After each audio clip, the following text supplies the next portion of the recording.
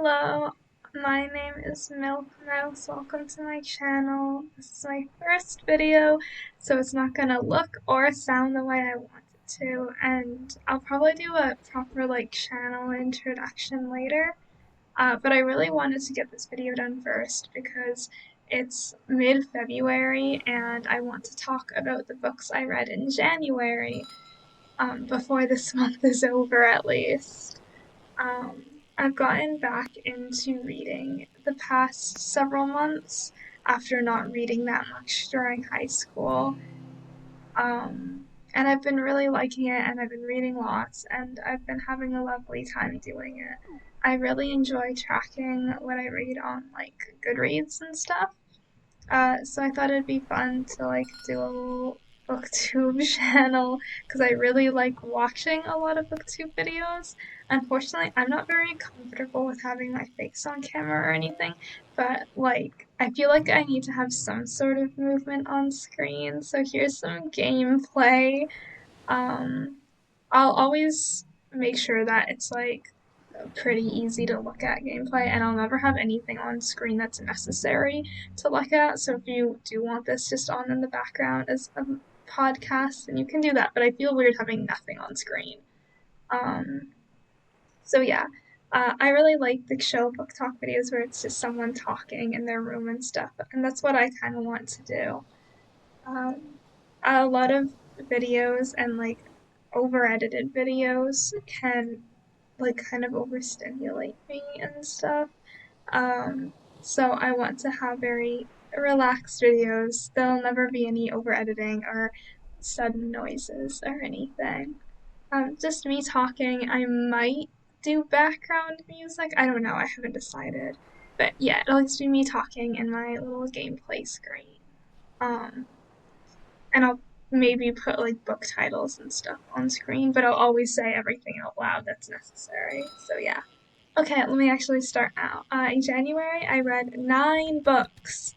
One of these books, and the first one I read this month, was a fanfic, which I count towards my page count and book count because had it been printed by the word count, I think it would have been 150 or 160-ish pages, which is, I think, enough to be counted as a book because I do tend to read shorter things. I don't really know what the etiquette on talking about AO3 authors is. I don't know whether they want to be shouted out or not. If anyone has advice on that, then let me know. Because I don't know, I'm not going to say the username or anything, because I don't know whether people want shoutouts for AO3 work. I don't know. But I read a Klance fic because in the last month or two, I've been watching Voltron with my partner. I never watched Voltron when it originally came out. I didn't have any channels that had access to it when I was younger, but I have access to it now, so I've been watching it with them, and it's been killing me dead, and I haven't gotten to season 8 yet, and I'm afraid to, because I've heard only bad things. We'll get there when we get there. I have so many opinions on Voltron, but that doesn't matter. I read a Voltron fic. That's all I need to say about that. I also read volume 6 and 7 of Atelier. I haven't heard that many people pronounce it, but I've heard it pronounced both ways, so I'm not really sure. But yeah, I read volume 6 and 7. If you're unfamiliar with Atelier, it's a manga by Kamome Shirahama with gorgeous, gorgeous artwork. Very Art Nouveau inspired.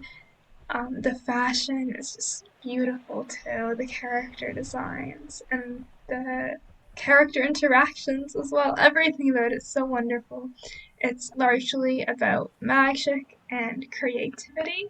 Kind of the plot, the concept is that there's witches and their magic is drawn. It's their magic comes from sigils that they draw with pen and ink, and it's basically a story of learning how to do this in creative and unique ways because there's many kind of laws in place about how and what you can do. I would say it's honestly like there's a lot of world building, but it's a very character driven story in my opinion. I love it so much. I started reading the series in high school, but then stopped, as I mentioned, because I didn't read that much in high school.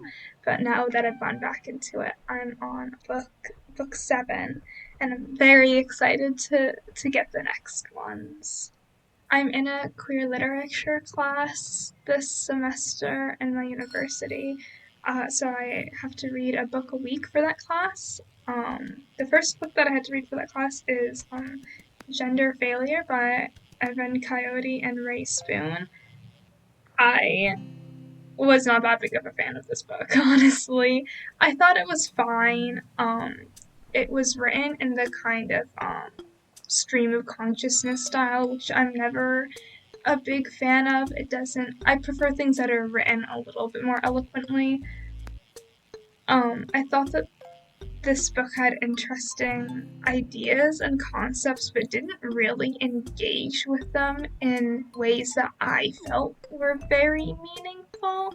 It felt very base level. It felt very topics about being transgender that it felt in a way like its audience was like cishet people, which I don't think a cishet person would have picked up this book because on one hand it feels like they're talking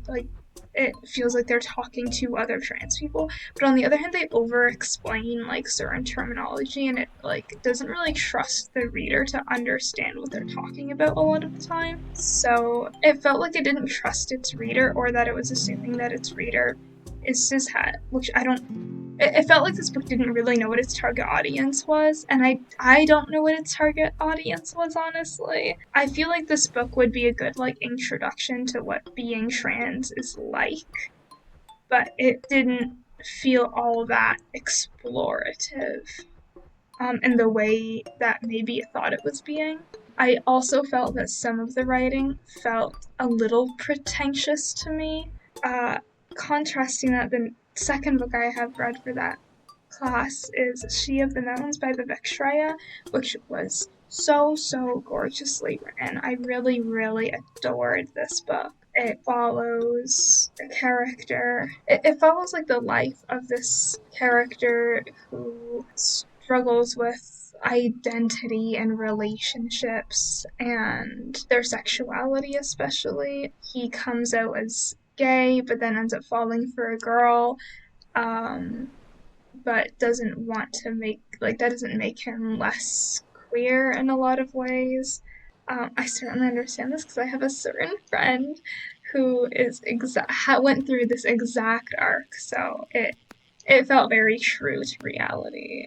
So that's kind of the character plot, but it's also it flips between that and these Hindu mythology bits where it's talking about the goddess of creation and the god of destruction. That's kind of mirroring in a lot of ways what's going on internally with the main character, and it is just so good. I really love this book and I would highly recommend it. It is also partially illustrated.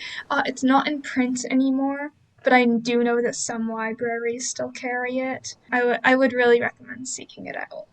I also read I Who Have Never Known Men by Jacqueline Harpman because I don't remember how I found this book. I think maybe I was just scrolling through like Goodreads recommended or something. But oh my god, I highly recommend this book. It is a speculative fiction, I would say. It's speculative fiction and it's science fiction about these women that are trapped in a cage guarded by 3 men, and they have never been outside in a way that they can remember.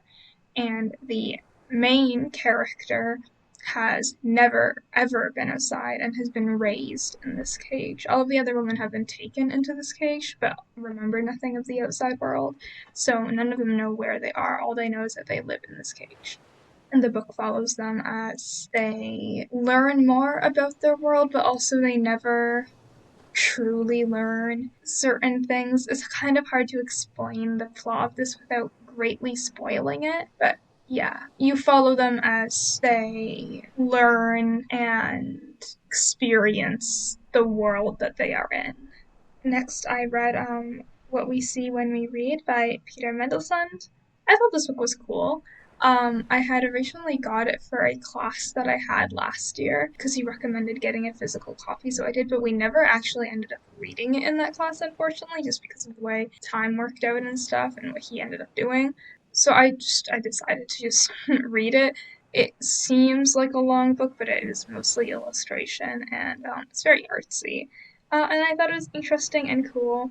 I don't have that much to say on it. I wouldn't say it like made a grand impact on me or anything, but it's definitely interesting and brings up interesting ideas to, think about.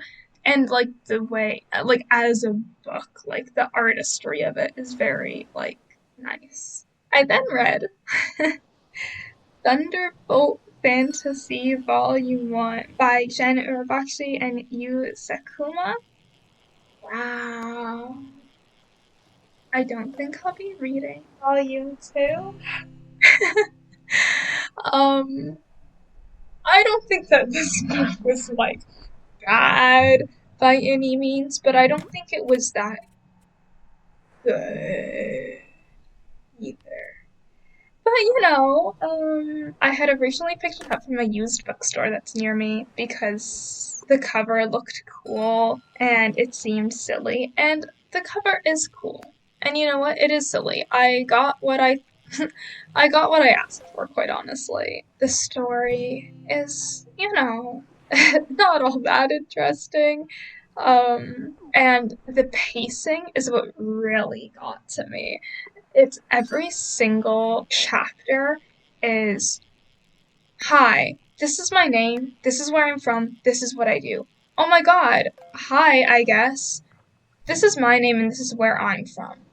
Oh my god, what do you do? This is what I do. And then there's a 20-page fight scene, and that's every chapter. All of the not a single time do they show, not tell.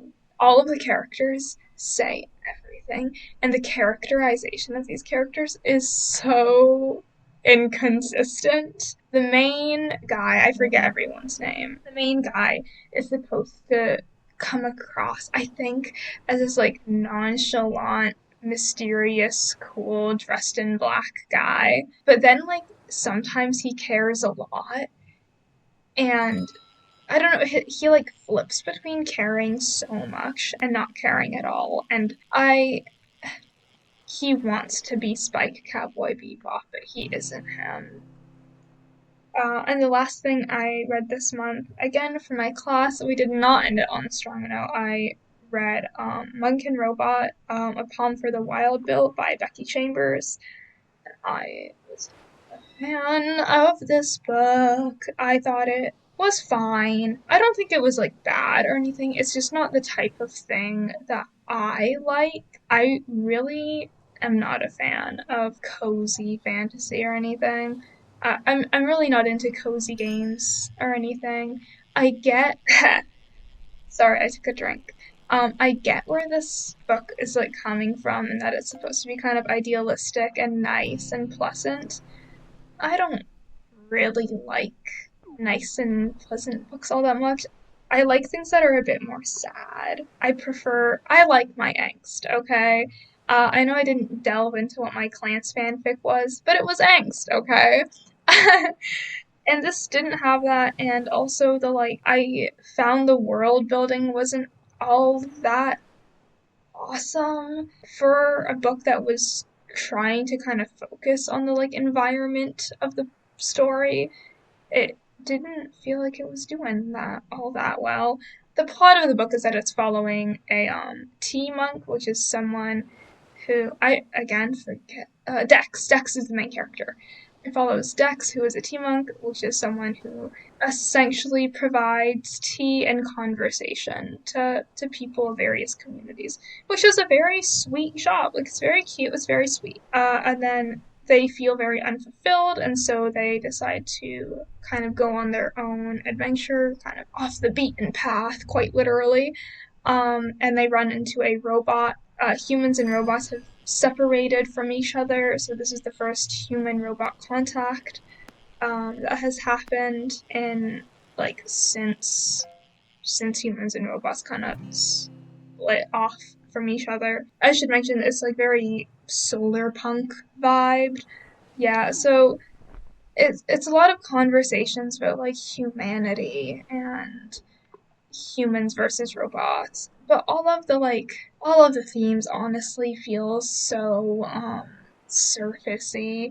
Like this book had themes and things it wanted to say, but didn't really delve deeper. Kind of, as I was saying, similar to gender failure, where it's like very surfacey, not all that it's not all that it thinks that it is. And I felt especially A Palm for the Wild Bill was so incredibly pretentious a lot of the time. Not all of the time, but like when they were having these more like conversations about psychology and society, it was so surfacey, but it wasn't written like it was surfacey. It was written like they were saying these like profound ideas, but it just wasn't. Yeah. So that's all that I read this month. I don't know if I did a great job of like talking about it, but I just want to get this video done because I leave in a few days and I want to get this done before I leave to go home because I just want like my January one out of the way so that because I want to do this once a month and I don't want them to pile up or anything. So, yeah. Um I hope that I did okay here. Uh, and I hope that you have a great day if you watched all of this.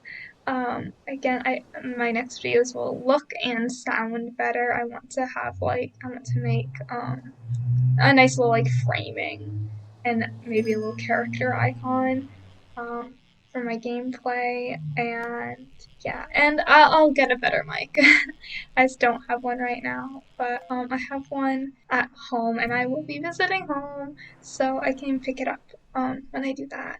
Yeah, that's all I have to say. I hope this is like kind of mildly okay. I think the next videos I do, I'll definitely script out a little more. I feel like I was a little all over the place. And yeah, when I really like a book, maybe I'll do a more spoilery review of it. I don't know how much I should spoil things in this. But, yeah, that's all for now. Bye!